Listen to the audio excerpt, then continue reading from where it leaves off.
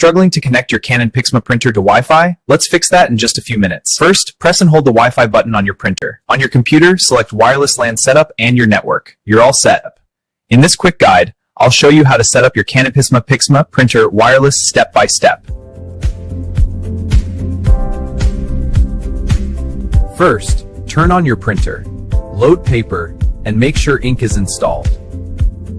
Also, keep your printer close to your Wi-Fi router. Now, press the Setup button, go to Wireless LAN Setup, select your Wi-Fi network, and enter your password.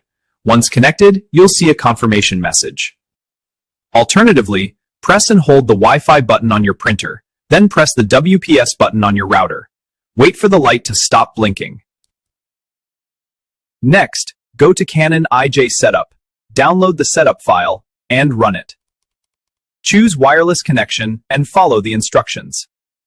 You can also print from your phone using the Canon Inkjet SLFE app.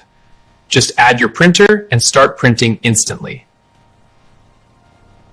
Finally, print a test page to make sure everything is working perfectly.